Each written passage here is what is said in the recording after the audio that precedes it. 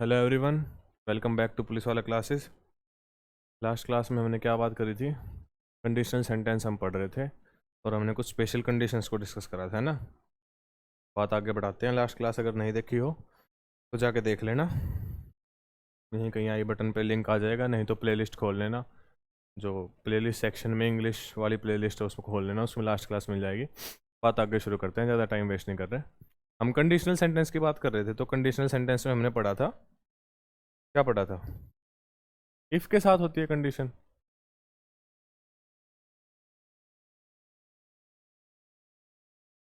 और उसके बाद होता रिजल्ट,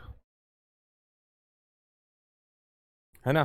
यही बात थी ना, इतनी बात समझ आ गई थी। आगे पढ़ते हैं। एक कन्फ्यूजन होता है इफ का और इन केस का। If versus in case. अब हैं तो दोनों ही कंडीशन बताने के लिए। इफ का तो यूज हमने सीख लिया, पर ये इफ केस कहाँ लगेगा, कहाँ लगेगा, इस चीज़ को कैसे समझेंगे? देखो, दिख रहा है ये वाला बोर्ड पे पेन? हाँ दिख रहा है। इन केस हम यूज करेंगे वार्निंग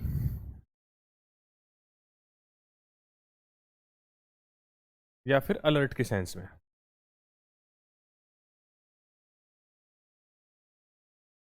जब किसी सेंटेंस में हमारी जो टोन है या फिर उस सेंटेंस की जो सेंस है वो वार्निंग वाली या अलर्ट वाली होगी, तो उस केस में हम इन केस का यूज़ करेंगे। एक और केस है कि अगर रिजल्ट पहले आ जाए और उसके बाद हम कंडीशन का जिक्र करें,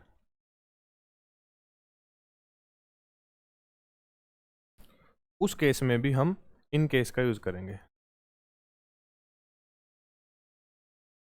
मतलब कि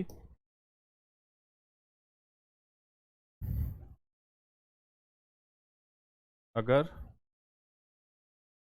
रिजल्ट कंडीशन से, हिंदी में समझा रहा हूँ ना, पहले आए,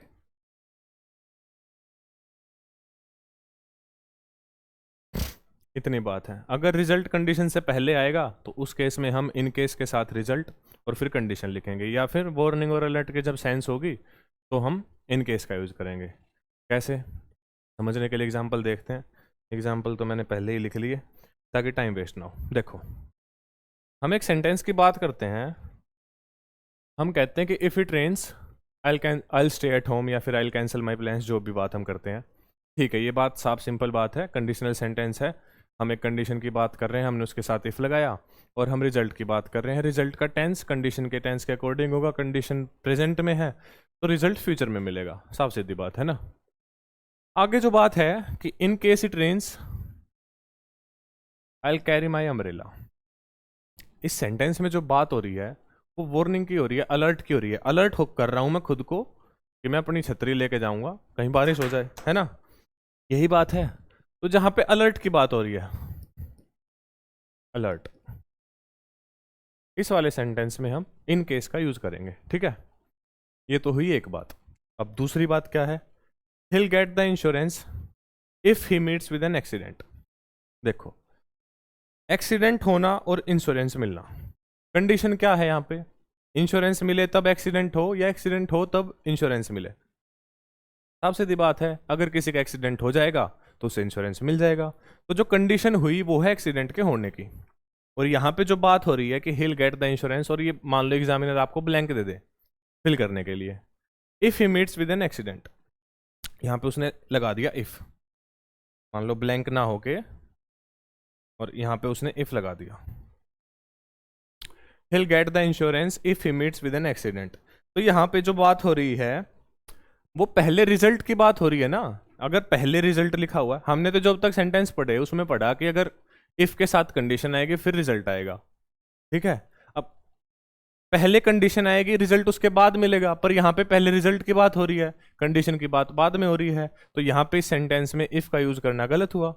हमने क्या बात करी अभी लास्ट स्लाइड में, कि अगर रिजल्ट कंडीशन से पहले आए तो इन केस का यूज होगा। ठीक है, क्या लिखेंगे? He'll get the insurance in case he meets with an accident. बात सही है या गलत है? बताओ, सही बात है। आई थिंक समझ में आ गई होगी। अब देखो, अब यहाँ पे एक सेंटेंस लिखा है, dash he meets with an accident hill get the insurance. अब जो कंडीशन है वो पहले लिखी हुई है और जो उसका रिजल्ट है वो बाद में लिखा हुआ है। ये तो हमारा नॉर्मल कंडीशनल सेंटेंस हुआ। तो जब नॉर्मल कंडीशनल सेंटेंस की बात है तो यहाँ पे आएगा इफ। दोनों सेंटेंस सेम हैं, कोई फर्क नहीं है, एक ही बात हो रही है, बस दोनों सेंटेंस को लिखने का तरीका बदल गया है। और लिखने का तरीका बदल गया तो जो हमारे जवाब देने का तरीका है, मतलब कि जो हमारा ग्रामेटिकल यूज है, वो भी बदल जाएगा। ठीक है, तो पहली बात हमने क्या सीखी आज की क्लास में, इन केस का यूज होगा इफ की जगह जब वार्निंग या अलर्ट की बात हो रही होगी, या फिर रिजल्ट अगर कंडीशन से पहले लिखा है तो हम इन केस का यूज करेंगे। इतनी बात समझ आ गई? तो आगे बढ़ते हैं। आई गई होगी आई थिंक इतनी बात तो समझ। देखो एक दो सेंटेंस और देखो। Dash you buy something you can carry my credit card. मेरा क्रेडिट कार्ड ले जाओ अगर तुम्हें कुछ खरीदना हो तो यहां पे कंडीशन क्या है? कंडीशन क्या है कि अगर तुम्हें कुछ खरीदना हो, कंडीशन तो ये हुई, तभी तो मेरा क्रेडिट कार्ड लेके जाओगे। या अगर तुम मेरा क्रेडिट कार्ड लेके जाओगे तब कुछ खरीद पाओगे? बताओ, सिंपल सी बात है। सोचो 1 मिनट इसके बारे में। सामने सेंटेंस लिखे हैं, ध्यान से पढ़ो।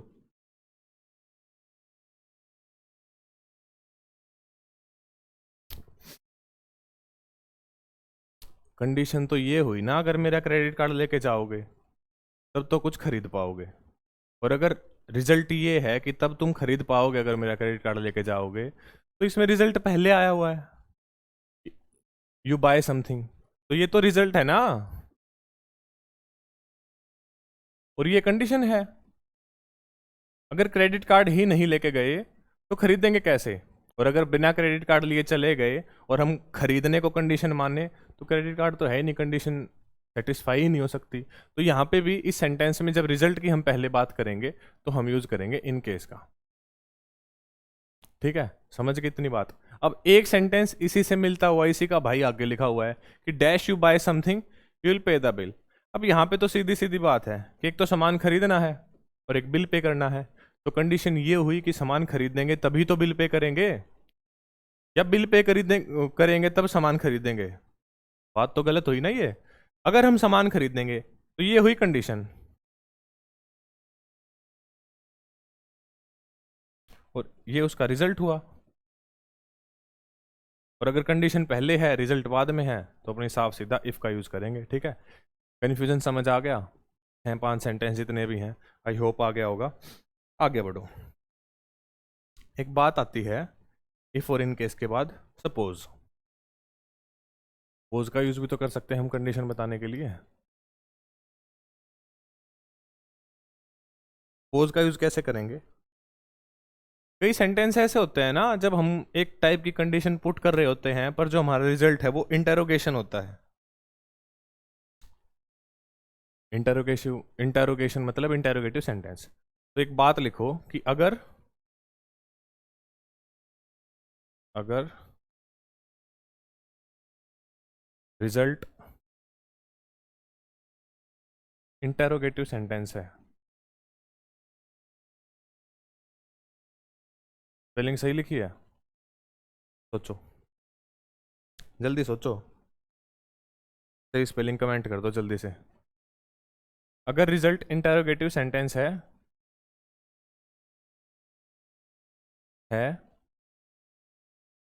हो तो कंडीशन में हम सपोज का यूज करेंगे। सपोज का यूज कब करेंगे? जब रिजल्ट जो है हमारा इंटेरोगेटिव हो।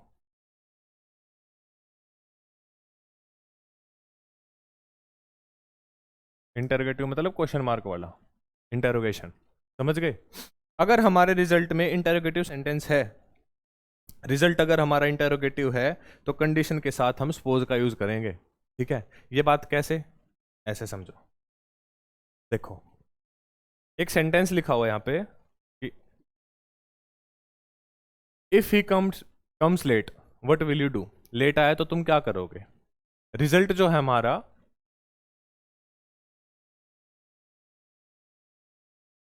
वो एक इंटरोगेटिव सेंटेंस है। और अगर रिजल्ट हमारा इंटरोगेटिव सेंटेंस है तो इफ का यूज ना करके हम सपोज का यूज करेंगे। Suppose he comes late, what will you do. ठीक है, ये छोटी छोटी बातें हैं जो सवाल गलत करा देती हैं। आते हैं इनसे सवाल, और ऐसी कोई बात नहीं है। ये सेंटेंस आ जाएगा कि कौन से पार्ट में एरर है, हम पढ़ेंगे। If he comes late what will you do. If लगा रखा है, प्रेजेंट की कंडीशन है, फ्यूचर में फुलफिल कर रखी है, एकदम सही बात है, नो एरर लगा के आ जाएंगे। और 1/3 की नेगेटिव मार्किंग, और जो साथ में सवाल के 3 नंबर हैं वे कितने कट गए? 4 नंबर कट गए। एक सिली मिस्टेक के 4 नंबर कट जाएंगे, तुम्हें पता भी नहीं लगेगा। तो ये चीज़ याद रखनी है। अगर रिजल्ट हमारा इंटरोगेटिव सेंटेंस है, इंटरोगेटिव रिजल्ट है, तो कंडीशन में इफ की बजाय सपोज का यूज होगा। ठीक है, अब दूसरी बात देखो, सपोज या फिर if he comes late I will not talk to him. ये आया, क्या लगाओगे? सपोज लगाओगे, इफ लगाओगे? अरे सिंपल सेंटेंस लिखा हुआ है, सिंपल कंडीशनल सेंटेंस। प्रेजेंट की कंडीशन फ्यूचर में फुलफिल कर रखी है, ना कोई इंटरोगेशन है, ना कोई अलर्ट है, ना कुछ है, तो क्या लगाएंगे हम? सपोज क्यों लगाएंगे? पागल थोड़ी है। इफ का यूज होगा और हमारी बात खत्म होगी। ठीक है, तीसरे सेंटेंस देखो, if the train is late shall I stay here. यहाँ पे क्वेश्चन मार्क है। ठीक है, if the train is late shall I stay here. फिर से आया क्वेश्चन में, हमारा जो क्वेश्चन आया है वो ऐसे 4 पार्ट में डिवाइड कर दिया। एक पार्ट ये लगा दिया कि शैल का यूज सही है या नहीं है। ठीक है, तो तुम क्या एरर लगाओगे इसमें? ABCD मान लो एरर है,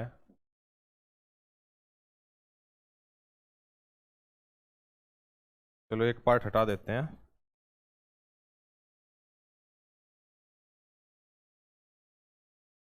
ये C है और D ऑप्शन है नो एरर। क्या जवाब होगा तुम्हारा? तुम अपना जवाब एक बार कमेंट करो, अगर तुम्हारा कोई जवाब है तो। नहीं तो बैठे देखते रहो। If the train is late shall I stay here, ये बात करी। तो जो हमारा रिजल्ट है कैसा है? इंटरोगेटिव है। तो हम इफ क्यों लगाएंगे? बेवकूफ़ है हम, गधे हैं जो हम इफ लगाएंगे। हम लगाएंगे सपोज।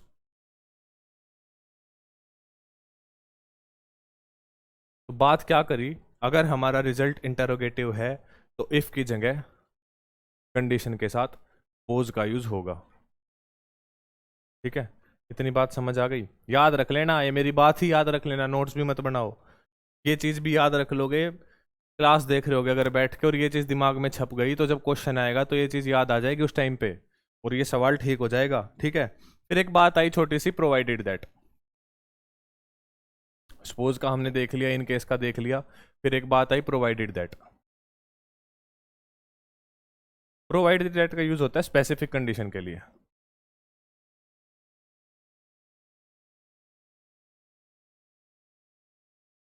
स्पेसिफिक कंडीशन कैसे समझोगे? एक सेंटेंस लिख रहा हूं, शायद उससे समझ जाओ तुम। एग्जाम्पल के बिना तो क्या ही समझोगे कि you can drive a car, यहाँ पे लगा दिया dash, you have a valid licence. ठीक है, तो यहाँ ब्लैंक में क्या लगाओगे? हम तो कंडीशनल सेंटेंस देख के इफ लगा देंगे साथ साथ, या ज़्यादा से ज़्यादा अगर हमने ज़्यादा ही पढ़ लिया होगा तो इन केस लगा देंगे, है ना। बट ये एक स्पेसिफिक कंडीशन की बात हो रही है कि अगर लाइसेंस है तभी हम गाड़ी चला सकते हैं, नहीं तो ये इलीगल है, क्राइम है। ठीक है, जब ऐसी स्पेसिफिक कंडीशन की बात हो रही हो तो इफ, इन केस, सपोज, ये सब छोड़ के हम यूज करेंगे प्रोवाइडेड दैट का।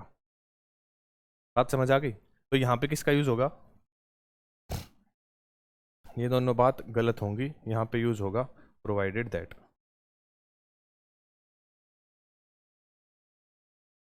You can drive a car provided that you have a valid licence. ठीक है, ये बात सही होगी, बाकी सारी बात गलत होगी। तू सही मैं गलत, है ना। ठीक है, इतनी बात समझ आ गई? गई होगी आई होप। इतनी बात समझ आ गई तो एक बार जल्दी से रिकैप कर लो, स्क्रीनशॉट वगैरह लेना है तो ले लो। पहली बात हमने करी कि अगर इफ के साथ कंडीशन होगी, रिजल्ट होगा, तो तब तो इफ आएगा। पर इन केस कब आएगा? जब वार्निंग की, अलर्ट की बात होगी, या फिर इन केस तब आएगा जब रिजल्ट हम कंडीशन से पहले मेंशन करेंगे, है ना। उसके बाद हमने इसके एग्जाम्पल देखे, उस साइड आ जाता हूँ। एग्जाम्पल देखे और एग्जाम्पल देखे, फिर हमने बात करी सपोज की। सपोज का यूज तब होगा जब हमारा रिजल्ट इंटरोगेटिव होगा। रिजल्ट अगर हमारा इंटरोगेटिव है तो हम इफ की बजाय सपोज का यूज करेंगे कंडीशन के साथ, ठीक है। उसका हमने देखा, एग्जाम्पल देख लिए। तीसरी बात जो हमने करी वो हमने करी प्रोवाइडेड दैट की। प्रोवाइडेड दैट कब होगा? जब स्पेसिफिक कंडीशन की हम किसी की बात कर रहे होंगे, तब हमारे लिए प्रोवाइडेड दैट का यूज होगा। उसके बाद एक बात आती है,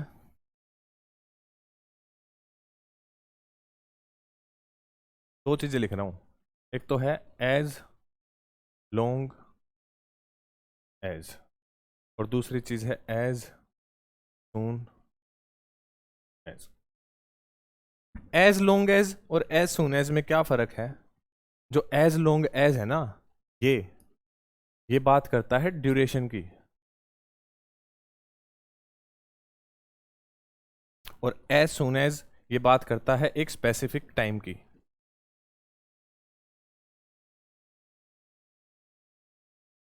क्या मतलब है इन दोनों बातों का? जब हम किसी टाइम ड्यूरेशन की बात कर रहे होंगे किसी सेंटेंस में, तब तो हम यूज करेंगे एज लॉन्ग एज का। और जब हम बात कर रहे होंगे एक स्पेसिफिक टाइम की, तब हम यूज करेंगे एज सून एज का। एग्जाम्पल देखो, एग्जाम्पल से अच्छे समझ में आएगा। एक सेंटेंस लिखता हूं मैं कि यू, वाइट कर लें इसको।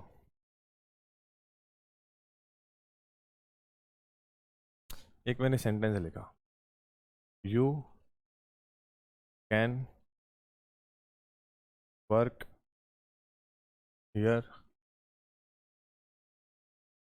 You want, you can work here dash you want to. जब हम कर रहे हैं कि यहाँ पे तुम काम कर सकते हो, तो हम एक ड्यूरेशन की बात कर रहे हैं या स्पेसिफिक टाइम की बात कर रहे हैं? उस चीज का पता कैसे लगेगा? यू वॉन्ट टू हमने उसके ऊपर छोड़ दिया। जब हमने उसके ऊपर ही छोड़ दिया, तो हम बात कर रहे हैं ड्यूरेशन की। तो ड्यूरेशन के लिए किसका यूज होगा? You can work here as long as you want to, ठीक है। अब एक और सेंटेंस में लिख रहा हूं कि I will quit the job I get my salary.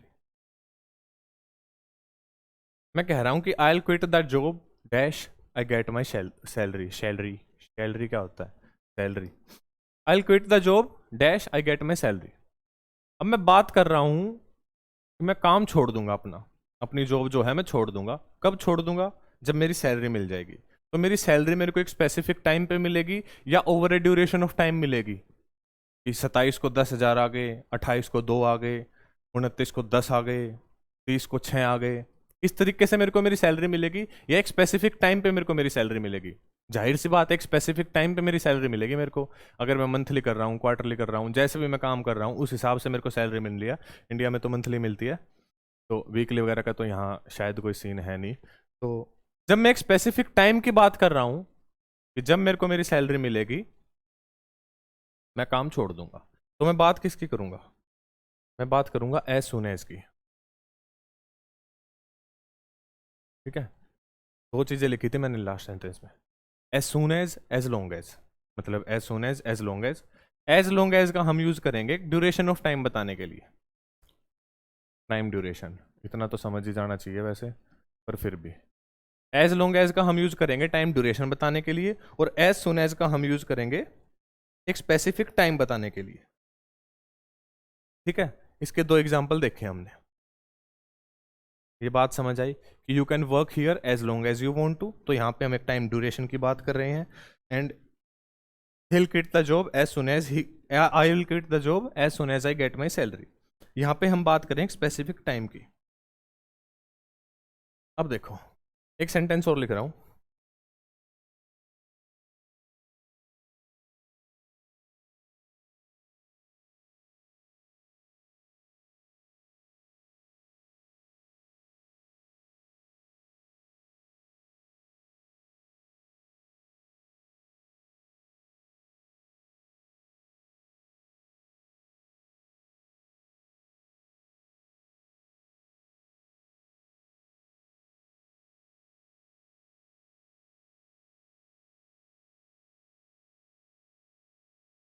Dash you eat healthy you will feel more energetic. यहां पे मैं एक स्पेसिफिक टाइम की बात कर रहा हूं या मैं एक ड्यूरेशन की बात कर रहा हूं? As soon as you eat healthy या फिर as long as you eat healthy? मैं तो एक ड्यूरेशन की बात कर रहा हूं ना। जब तक हम स्वस्थ खाना खाते रहेंगे, जाहिर सी बात है हमारे शरीर में एनर्जी रहेगी। शरीर शरीर बड़ी खराब हिंदी होगी भाई। तो यहाँ पे अगर मैं एक टाइम ड्यूरेशन की बात कर रहा हूँ तो यहाँ पे उसके लिए मैं क्या लगाऊंगा? As long as you eat healthy you will feel more energetic. ठीक है, ये बात समझ आई? एक सेंटेंस और दिखते हैं। हमने एक बात की बात करी थी, I quit the job as soon as I get my salary. और इसी बात को मैं अगर थोड़ा बदल के लिखूं कि, इसको ठीक कर लेते हैं एक सेकेंड।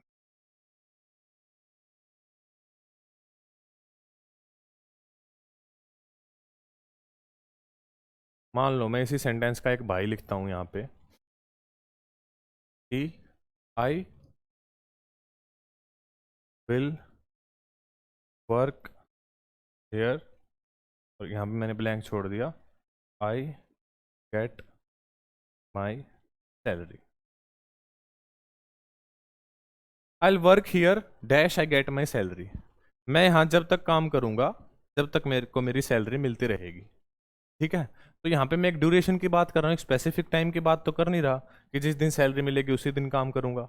जब तक सैलरी मिलेगी मैं काम करता रहूँगा। अगर इस महीने की सैलरी मिली तो पूरे महीने काम करूँगा, अगले की मिली तो पूरे अगले महीने काम करूँगा। ठीक है, तो यहाँ पे भी एक ड्यूरेशन की बात हो रही है, तो यहाँ पे हम यूज़ करेंगे एज लॉन्ग एज का। आई होप इतनी बात आपको समझ आ गई होगी। अगर इतनी बात अगर समझ आ गई तुम्हें तो आगे बढ़ते हैं एक और खूबसूरत और प्यारी चीज जिसका नाम है अनलेस या फिर अनटिल। कब हम अनलेस का यूज करें और कब हम अनटिल का यूज करें। ठीक है, दो चीजें समझनी है। अनलेस का यूज हमें कब करना है? जब किसी सेंटेंस में हम इफ नोट की बात करेंगे। इफ प्लस नोट की। इफ प्लस नोट को यूज ना करके हम यूज करेंगे अनलेस का। और एक बात है टिल प्लस नोट, जहां हमें जरूरत पड़ी टिल प्लस नोट यूज करने की, वहां टिल प्लस नोट का यूज ना करके हम यूज करेंगे अनटिल का। समझ आई? नहीं आई? कैसे आ जाएगी समझ? बिना एग्जाम्पल के कैसे समझ आ जाएगी? एग्जाम्पल देखो।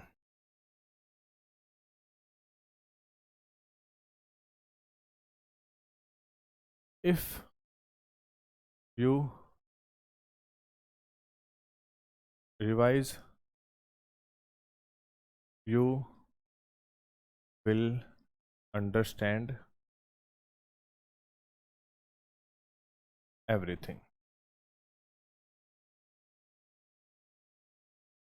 If you revise you will understand everything. घर पे जाके या फिर क्लास के बाद खत्म होने के बाद जो तुमने नोट करा, अगर तुम उसकी रिवीजन करोगे तो तुम्हें सब कुछ समझ आएगा। ठीक है, जब इस सेंटेंस की मैं नेगेटिव फॉर्म में लिखूंगा, इस सेंटेंस को मान लो हम इसको नेगेटिव फॉर्म में लिखें कि if you do not revise you will not understand anything.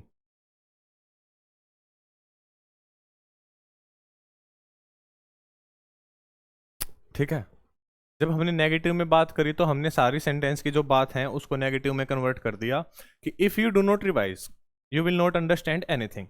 और ये सेंटेंस आ गया हमारे पेपर में, हमने देखा भाई इफ वाला कंडीशनल सेंटेंस है, नेगेटिव की हमने बात कर रखी है, बिल्कुल सही है, नो एरर लगा देंगे, फटाक से गलत हो जाएगा, सटाक से 4 नंबर कट जाएंगे। तो इस चीज से बचने के लिए हमें जो बात याद रखनी है वो ये बात याद रखनी है कि इफ प्लस नोट मिलके बनाते हैं अनलेस। इफ प्लस नोट मिलके क्या बनाएंगे? अनलेस। यहां पे इफ है, नोट है, हमने दोनों चीज साथ देखी, साथ देखी तो गड़बड़ है। गड़बड़ क्या है, वो ये बात ना करके हम बात करेंगे unless you revise you will not understand anything. पीछे की बात सही है, आगे की बात गलत है। Unless you revise you will not understand anything, ये बात इस बात की वजह से आई। इफ और नोट का यूज साथ में नहीं होगा, इफ और नोट को मिला के हम अनलेस का यूज करेंगे। समझ गए? समझ गए? तो एक सेंटेंस और देखो। हमने पहला सेंटेंस क्या देखा कि unless you revise you will not understand anything. दूसरे सेंटेंस की और बात करते हैं।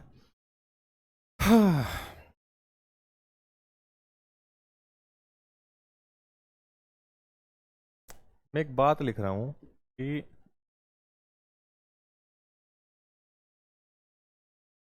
he will wait here till I do not come। ये सेंटेंस हमारे सामने लिखा आया कि he'll wait here till I do not come। हमने देखा सेंटेंस में दो दो चीजें साथ दिख गई, हमें मजा आ गया बिल्कुल। टिल दिख गया और नोट दिख गया। जब टिल और नोट हमें एक साथ दिख गया तो हम समझ गए कि ये दोनों मिलके अनटिल बनाएंगे, अनटिल का यूज होगा। ये बात गलत है। गलत कैसे है? ये ऐसे गलत है, इसको इम्प्रूव करके जब हम लिखेंगे इम्प्रूवमेंट, वो बात ज़्यादा सही, मोस्ट अप्रोप्रिएट फॉर्म क्या होगी कि he will wait here until I come. ये जो दो सेंटेंस है, ये फर्क है पढ़े लिखे बच्चे में और एक मूर्ख बच्चे में। मूर्ख इन द सेंस कुछ भी थोड़ी लिख दोगे तुम, रूल के हिसाब से ही तो चलोगे। रूल के हिसाब से भी नहीं तो अप्रोप्रिएट चीज का ही तो यूज करोगे। He will wait here till I do not come, ये कोई बात नहीं है कहने की, ठीक है। ये चीज तुम्हें अगर इस तरीके से लिखोगे तो चार तो मिलेंगे नंबर और वाह वाह हो जाएगी कि वाह क्या अंग्रेजी है, मजा ही आ गया। ठीक है, एक दो सेंटेंस प्रैक्टिस करें। बात खत्म हो गई, अनटिल अनलेस की बात खत्म हो गई। सेंटेंस तो मैं लिख के लाया हूँ, तो एक बार मैं सेंटेंस देख लेता हूँ। प्रीवियस ईयर सेंटेंस है, आए हुए।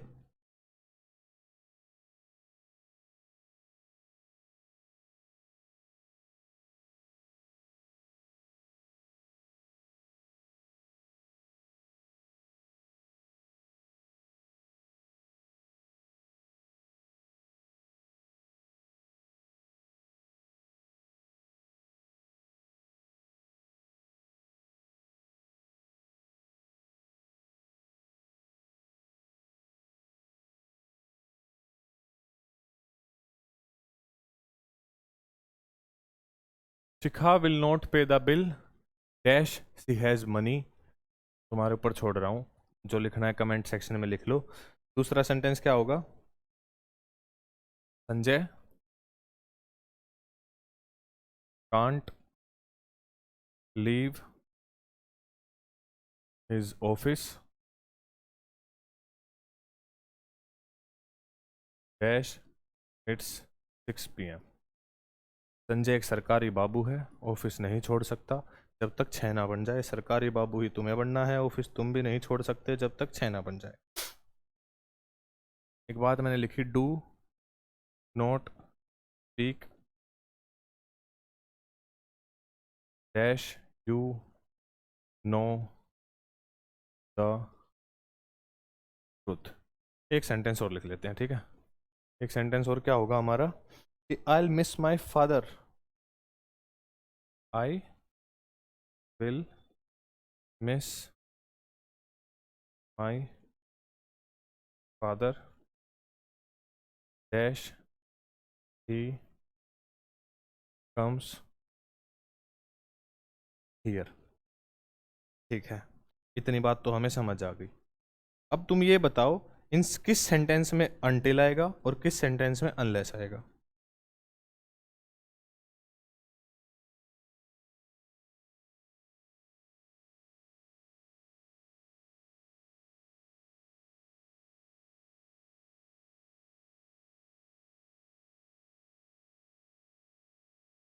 बताओ जल्दी। किस सेंटेंस में तो अनलेस आएगा, किस सेंटेंस में अनटिल आएगा? तुम्हें अपने दिमाग में सोचनी है ये चीज। If Shikha doesn't have the money, if Shikha doesn't have money she will not pay the bill. To और नोट जब वो इफ और नोट जब मिलेगा तब हम अनलेस की बात करेंगे। तो ये सेंटेंस कुछ इस तरीके से रहा होगा। जब इस सेंटेंस में हमने लिखा तो हम यूज करेंगे अनलेस का। शील not pay the bill unless she has money. जब हम बात करेंगे टाइम की कि संजय, इस सेंटेंस को इस तरीके से अपने मन में सोचना है कि Sanjay can't leave his office till it is not 6 PM। ठीक है, यहाँ टाइम की हम बात कर रहे थे कि till it is not 6 PM। Till और नॉट जब हम मिलाएंगे तो यहाँ पे आएगा हमारा अनटिल। ठीक है, do not speak dash you know the truth. If you do not know the truth do not speak.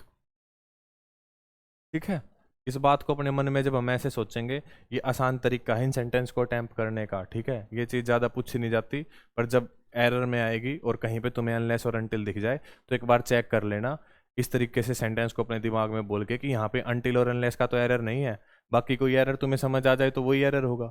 जब कुछ ना समझ आए और सेंटेंस में अनटिल और अनलेस कहीं मैंशनड हो तो ऐसा हो सकता है, क्वाइट पॉसिबल, कि उस सेंटेंस में अनटिल या अनलेस का एरर हो। डायरेक्ट ब्लैंक नहीं आएगा तुम्हारे पेपर में, अनटिल या अनलेस का एरर पूछ लेगा अगर किसी सेंटेंस में अनटिल और अनलेस मेंशन होगा तो। ठीक है, I will miss my father till he doesn't come here. इस तरीके से अपने दिमाग में सोचेंगे, फिर हम देखेंगे कि टिल और नोट को मिला के हम लिखेंगे अनटिल। अपने दिमाग में सोचने का ये तरीका हमारे लिए है, हम भारतीयों के लिए। भारतीयों में भी खासकर वे बच्चे जिन्हें अंग्रेजी नहीं आती, इस तरीके से सोच सोच कर हम अंग्रेजी सीख लेंगे, अंग्रेजी में महान बन जाएंगे। 135 में से 135, 50 में से 50 और 200 में से 200 ले लेंगे। ठीक है,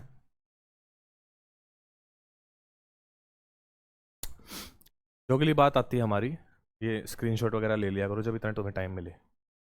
एक होता है वाइल और एक होता है वैन। ठीक है, वैन कब यूज करना है? वैन और वाइल।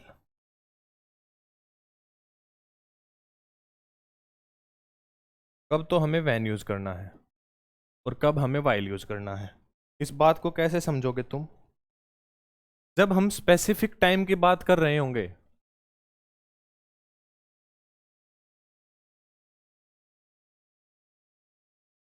तब तो हम यूज करेंगे इसका वाइल का। और स्पेसिफिक टाइम के लिए हमने क्या देखा? स्पेसिफिक टाइम की जब हम बात करेंगे तो हम किस टेंस में करेंगे? इंडेफिनिट टेंस में।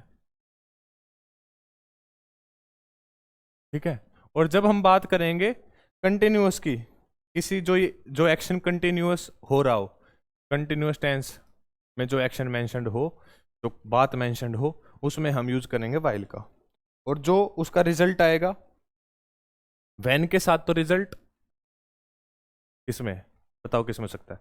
वैन के साथ जो रिजल्ट है हमारा, वो हमारा इंडेफिनेट में भी हो सकता है। ठीक है, कंटिन्यूअस में भी हो सकता है वैन के साथ हमारा रिजल्ट, और परफेक्ट में भी हो सकता है। इंडेफिनेट, कंटिन्यूअस या परफेक्ट। पर जब वाइल की हम बात करेंगे तो दोनों ही बातें हमारी कॉन्टिन्यूअस टेंस में होंगी। इतनी बात समझ आई? इतनी बात समझ आई तो एक बार जल्दी से कहीं कोने में इस बात को लिख लो। एक दो सेंटेंस लिख रहा हूं।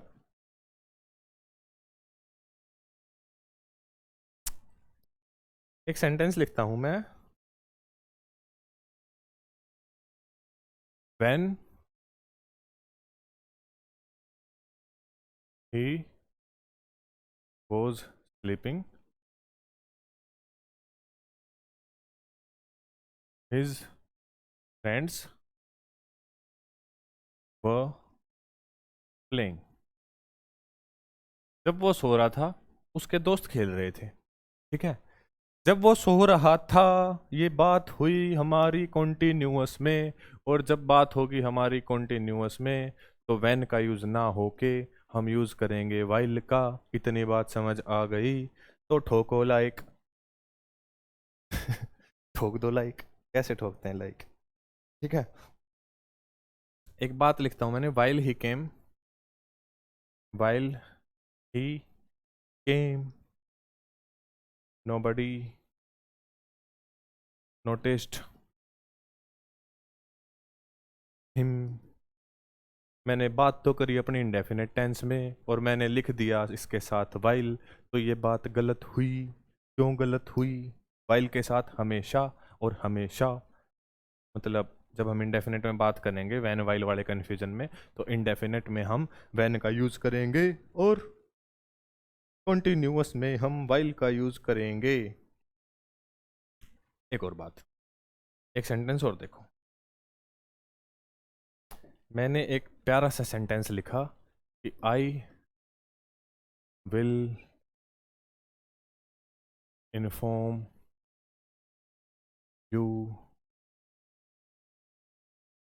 while the train will arrive। मैंने एक बात कही कि I'll inform you while the train will arrive। इस बात में इतनी भयानक भयानक गलतियां कर दी मैंने कहते वक्त कि शर्मशार हो गया मैं, मुंह छुपाना पड़ गया मेरे को अपना। वो गलतियां क्या है? सबसे पहले तो देखो, कंडीशनल सेंटेंस की हम बात कर रहे हैं कि ट्रेन आएगी तो तेरे को इन्फॉर्म कर दूंगा, ये भी कंडीशनल सेंटेंस ही है। इफ मत देख के समझना, कंडीशनल सेंटेंस है कि I will inform you while the train will arrive.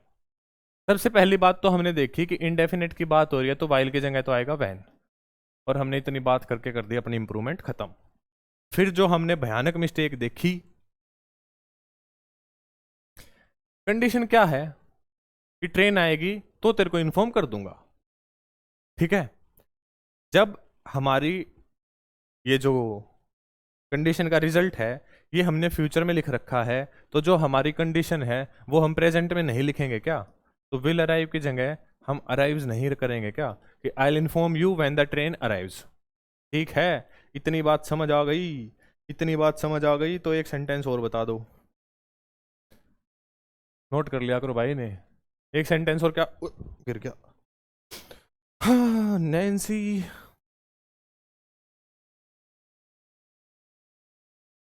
has been working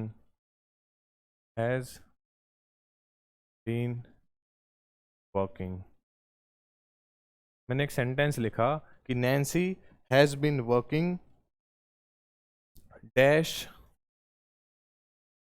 किसका नाम लिखे नैन्सी के साथ? नैन्सा लिख देता हूं, नैन्सी के साथ नैन्सा को भिड़ा देंगे हम, ठीक है। was waiting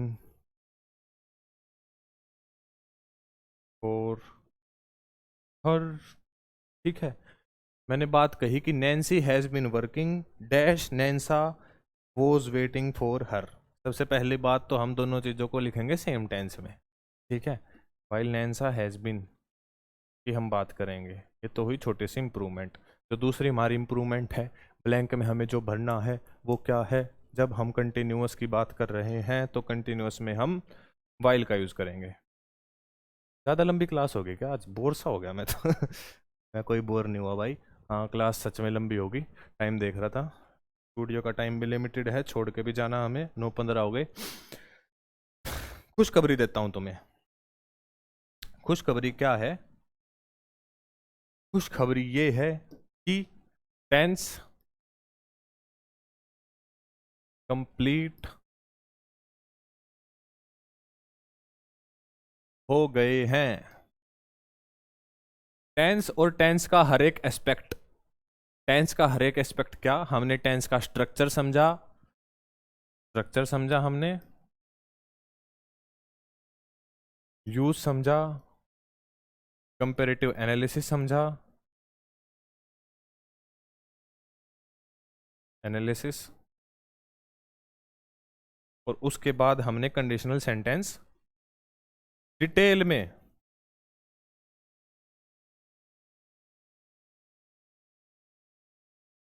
कंडीशनल सेंटेंस हमने डिटेल में समझे हैं। कोई ऐसी चीज नहीं है जो कंडीशनल सेंटेंस की छूट गई हो। टेंस में इसके अलावा कुछ नहीं बचता, इतने ही थे टेंस।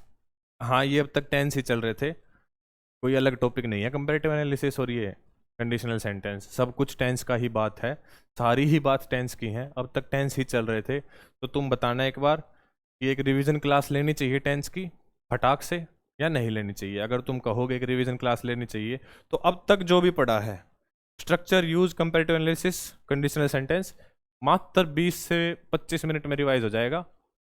कितनी क्लास, 8-10 क्लास की मेहनत, वो इसलिए रिवाइज हो जाएगा। अगर तुमने पुरानी क्लास देखी होगी तो कल कोशिश करते हैं एक रिवीजन क्लास डाल देंगे टेंस की। टेंस ख़त्म हुआ, मुबारक हो, क्लैपिंग, ये, थैंक यू इतनी क्लास देखने के लिए।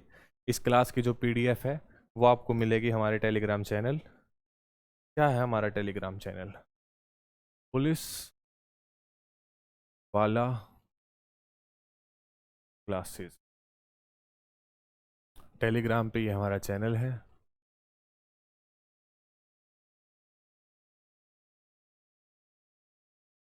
टेलीग्राम चैनल ज्वाइन कर लेना, उसमें ये जो पूरा बोर्ड है इसकी पीडीएफ आ जाएगी, ताकि तुम्हें कुछ देखना पड़े तो तुम देख सको, तुम्हें नोट्स ना बनाने पड़े। आलसी तो तुम हो ही, वैसे अपने नोट्स से पढ़ोगे तो ज़्यादा बेस्ट है, नोट्स बनाओगे तो बहुत अच्छा है, नहीं बनाओगे तो मेरा क्या लोगे? ठीक है, ऐसे भी पढ़ सकते हो, ये भी एक तरीका है पढ़ने का। धन्यवाद अगर यहाँ तक क्लास देखी हो तो। आज की क्लास देखने के लिए शुक्रिया। हमारा सफ़र समाप्त हुआ। Thank you. जय हिंद।